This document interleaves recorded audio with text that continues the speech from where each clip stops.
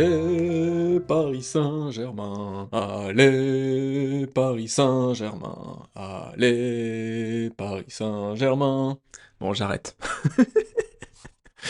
Ah, je suis tellement content. Je suis tellement content. Ça fait 25 ans que j'attends que le Paris Saint-Germain gagne la Ligue des Champions. Alors vous, évidemment, si le football vous intéresse, vous avez regardé la Ligue des Champions, la finale. Si le football ne vous intéresse pas, eh bien, vous n'avez pas regardé, ce qui est tout à fait normal. Allez, on redevient plus sérieux et on va passer maintenant au podcast du jour sur une expression qui n'est pas si courante que ça. L'expression du jour, c'est ne pas être sorti de la cuisse de Jupiter. Alors, qu'est-ce que ça veut dire? Eh bien, on va le voir tout à l'heure, dans la troisième partie du podcast. Mais d'abord, je vais vous parler de mythologie grecque. Dans l'expression du jour, il y a le mot Jupiter.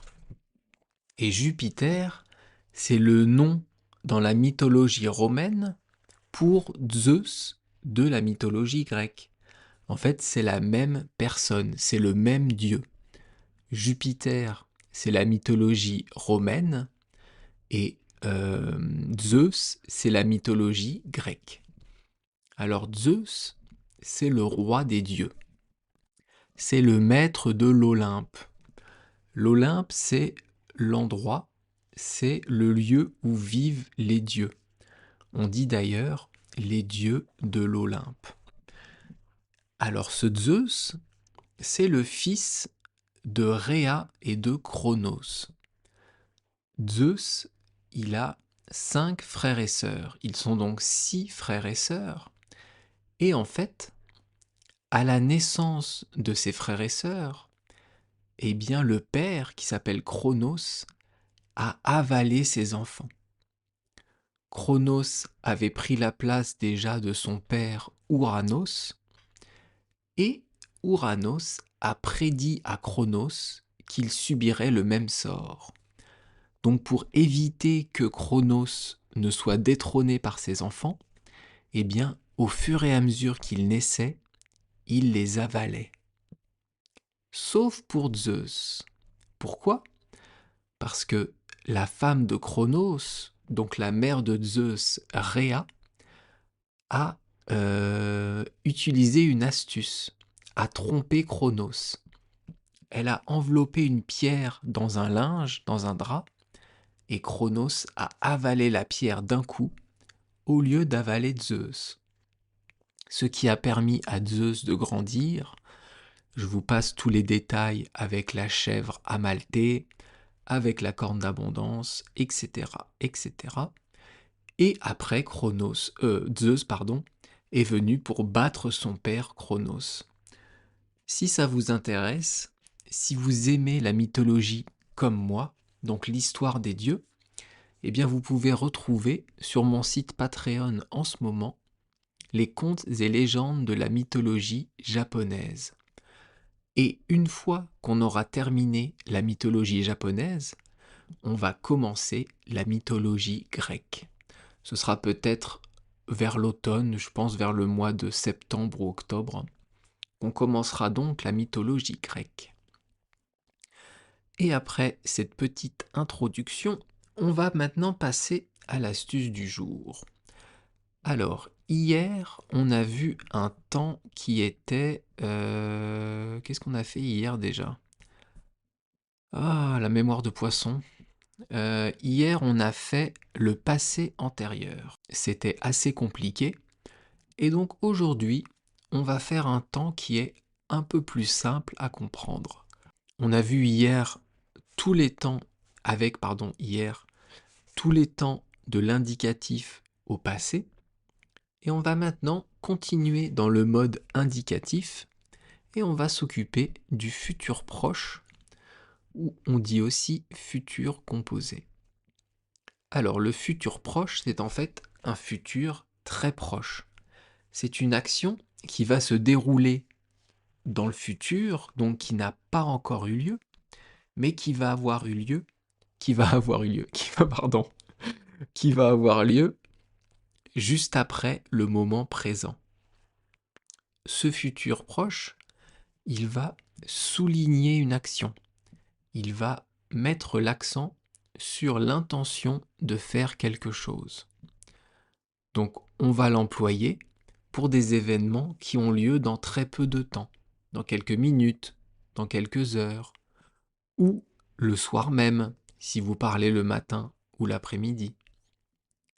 Ou alors, on peut aussi l'utiliser pour des événements qui vont avoir lieu de façon certaine, ou quasi certaine.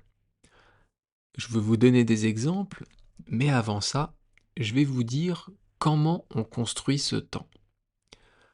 Alors, le futur proche, il faut utiliser le verbe aller qu'on va conjuguer au présent et on va rajouter après l'infinitif. Je vais vous conjuguer le verbe aller au présent, à l'imparfait et au passé simple. Aujourd'hui, on n'a besoin que du présent, mais je vais vous le conjuguer à ces 3 temps parce que le verbe aller est un verbe irrégulier. C'est un verbe du 3e groupe, mais il est compliqué à conjuguer. Donc, on va le faire ensemble. Enfin, plutôt, je vais le faire et vous allez écouter.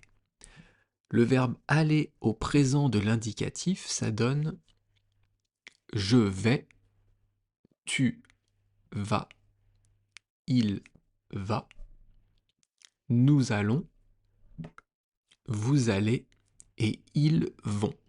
Ça, c'est pour le présent. Ensuite, le verbe aller à l'imparfait, ça donne j'allais, tu allais, il allait, nous allions, vous alliez et ils allaient. Ça, c'est l'imparfait de l'indicatif. Et maintenant, le verbe aller au passé simple, ça donne j'allais, tu allas, il alla, nous allâmes, vous allâtes et ils allèrent. Donc ça, c'est 3 temps de l'indicatif. Aujourd'hui, on n'aura besoin que du présent. Donc le verbe aller au présent plus l'infinitif. Et ça va donner le futur proche. Je vous donne des exemples. Je vais partir. Ça veut dire que dans quelques minutes, eh bien, je vais m'en aller. Dans quelques minutes, je fais l'action de sortir, de partir.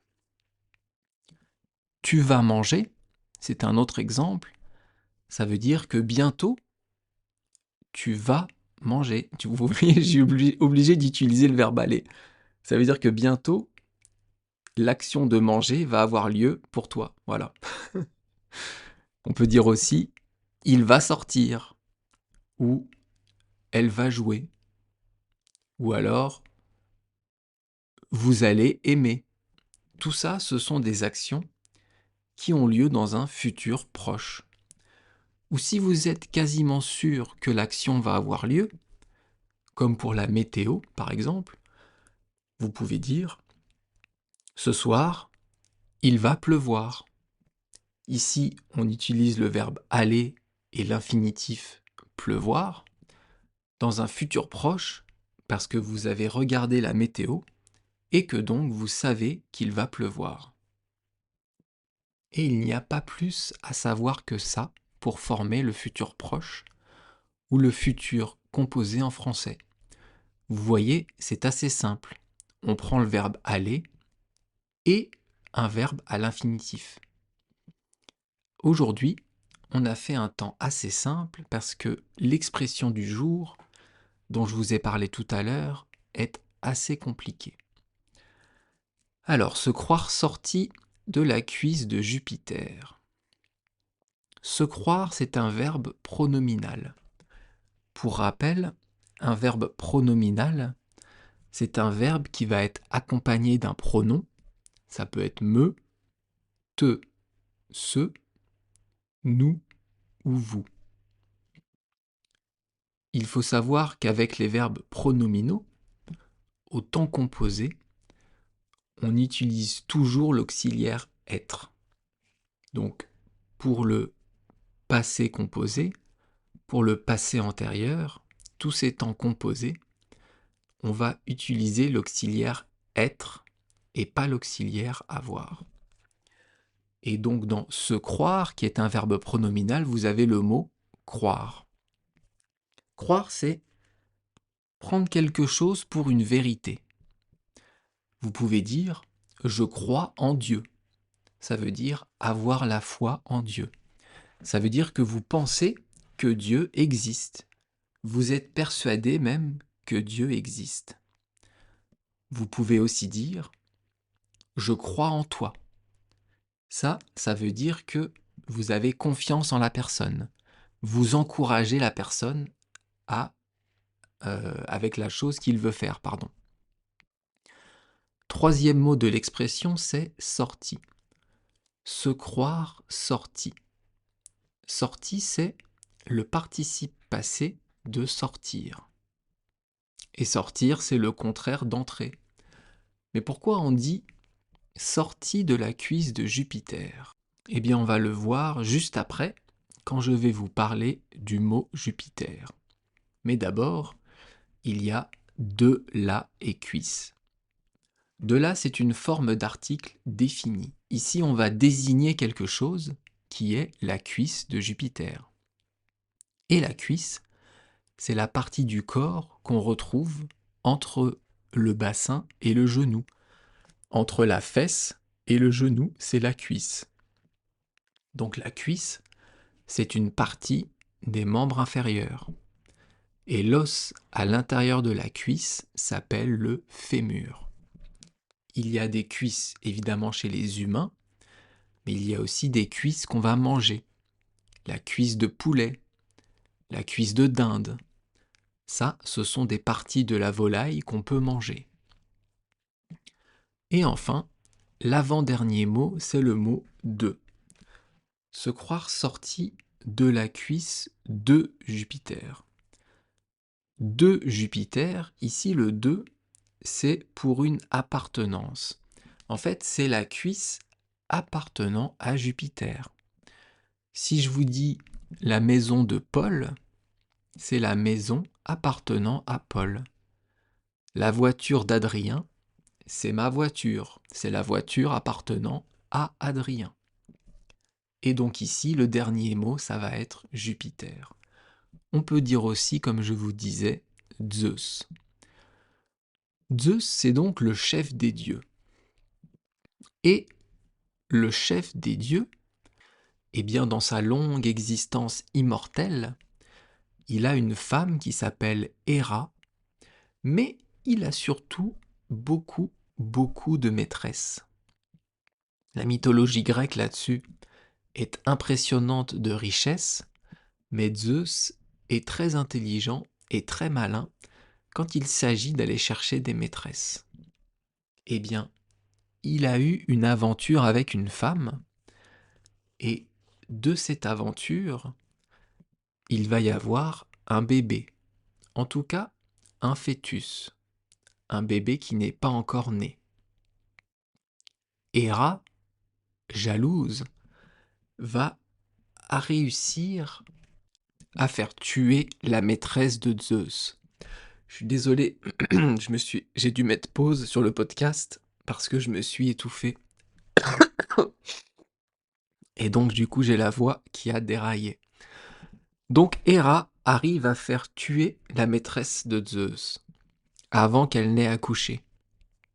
Zeus va sauver le bébé, le nourrisson, le fœtus, pardon, et le mettre dans sa cuisse pour finir la gestation. Donc Dionysos va naître de la cuisse de Jupiter. Dionysos va sortir de la cuisse de Zeus pour naître. Ça, c'est l'origine de la naissance de Dionysos.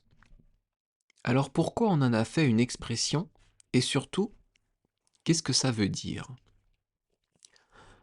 Cette expression, elle veut dire se prendre pour quelqu'un d'exceptionnel. Pardon, j'ai encore la voix qui me fait, la gorge qui me fait mal. Donc c'est se prendre pour quelqu'un d'exceptionnel, se prendre pour une personne géniale. C'est être prétentieux. C'est penser qu'on est meilleur que tout le monde, qu'on est mieux que les autres. Donc quand on vous dit de quelqu'un qu'il se croit sorti de la cuisse de Jupiter, ce n'est pas un compliment. Ça veut dire qu'on pense que cette personne est prétentieuse, qu'elle est hautaine, qu'elle se prend pour une personne géniale. On dit aussi, il ne se prend pas pour de la merde. Ça, c'est moins joli. On peut dire aussi être imbu de soi-même.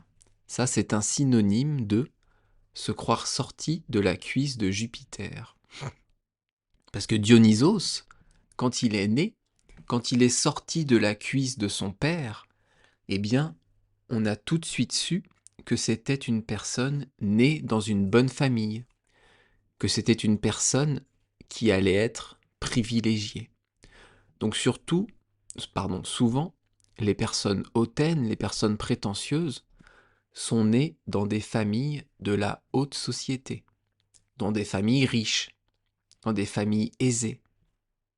Mais c'est marrant parce que cette expression, on peut aussi l'utiliser au négatif. Si vous dites on n'est pas sorti de la cuisse de Jupiter, ça veut dire que vous êtes né dans une famille qui avait peu de moyens, qui n'avait pas beaucoup d'argent. On dit aussi on n'est pas né avec une cuillère en argent dans la bouche. Ça, c'est une autre expression.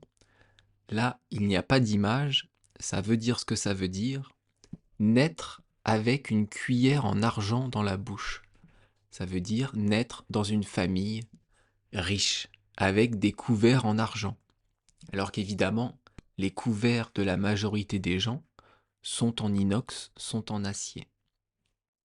En anglais, ne pas être sorti de la cuisse de Jupiter, ça se dit To think he is God's gift to the world. Traduction littérale en français, penser qu'il est le cadeau de Dieu sur terre. Quand quelqu'un pense qu'il est un cadeau de Dieu pour les autres, c'est vraiment qu'il a une haute estime de soi. C'est vraiment qu'il se prend pour une personne exceptionnelle.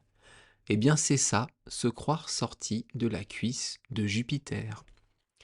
Demain, on va étudier la fable de La Fontaine, Le loup et la cigogne. Une fable très intéressante que je vous laisse découvrir donc demain. Merci beaucoup de m'avoir écouté, j'espère que ça vous a plu, et donc je vous dis tous merci beaucoup, à bientôt, bye bye, hasta luego, matane!